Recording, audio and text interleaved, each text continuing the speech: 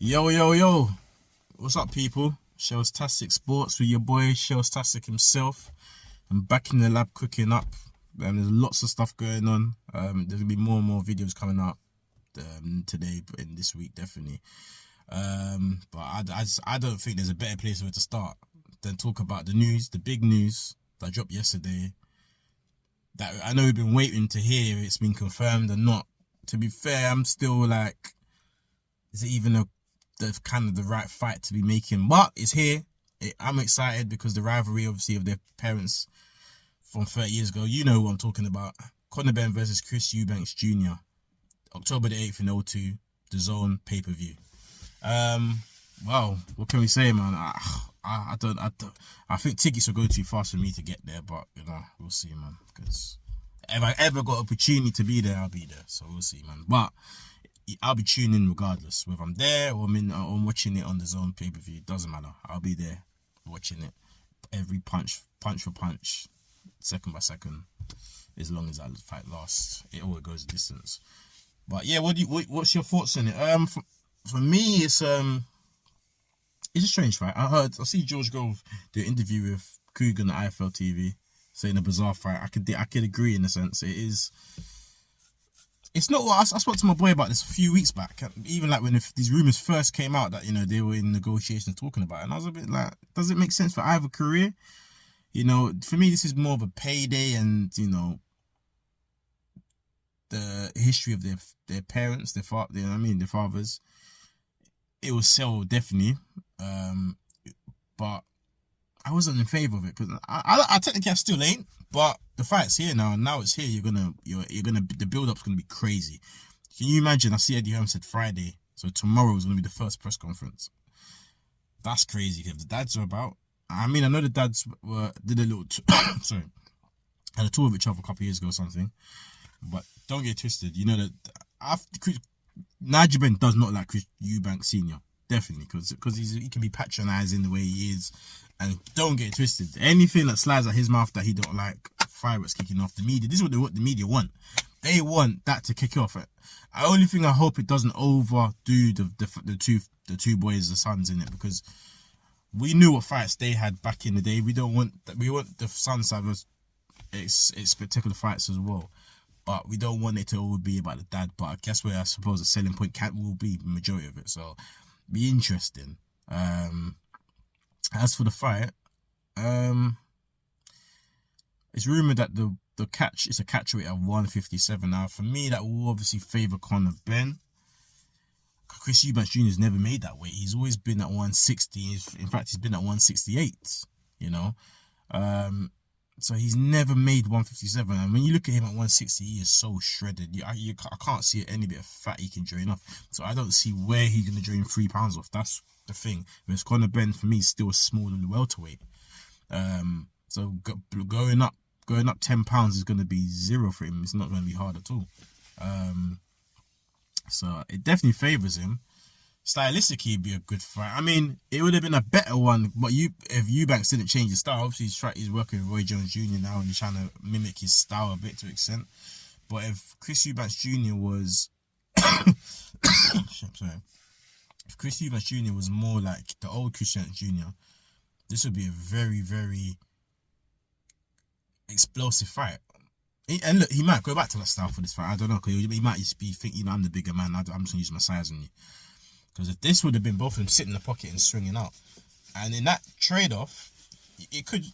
Benn will definitely get more shots off. He's a faster guy. He's smaller. But you look at Eubanks as being the more powerful puncher in that fight. But it's an interesting tell because Eubanks is doing more of a boxing style, and then trying to explode off. If you looked at the Liam Williams fight when he was just jabbing, and obviously dropped him three times with a jab.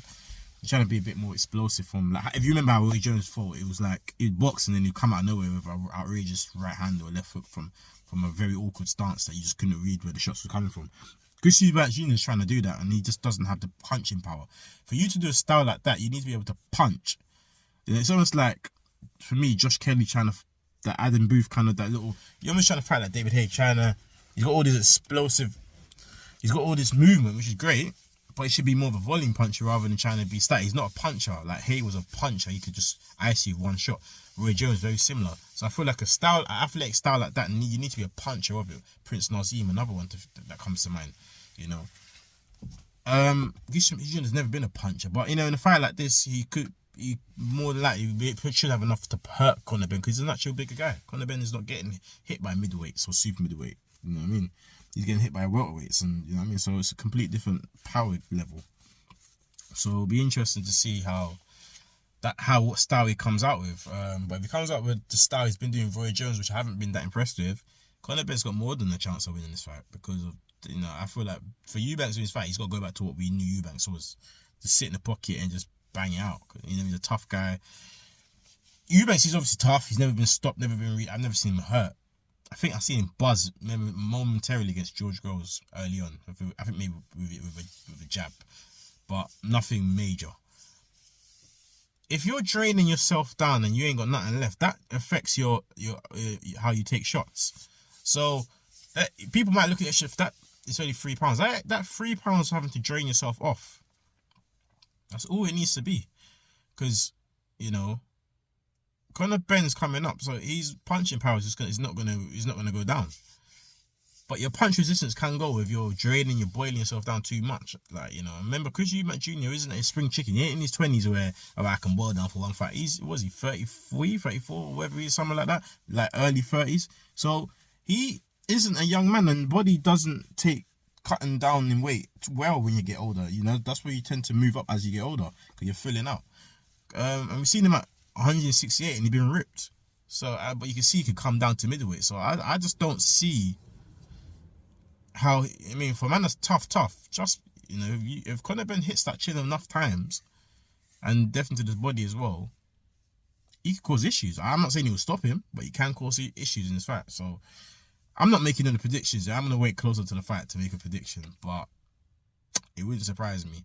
I think if you was a smart man, you'd lean onto Eubanks because of the natural size. Look, there's always a good big guy always be a good small guy, but an excellent small guy could be a big guy. So it just depends on how you view both fighters.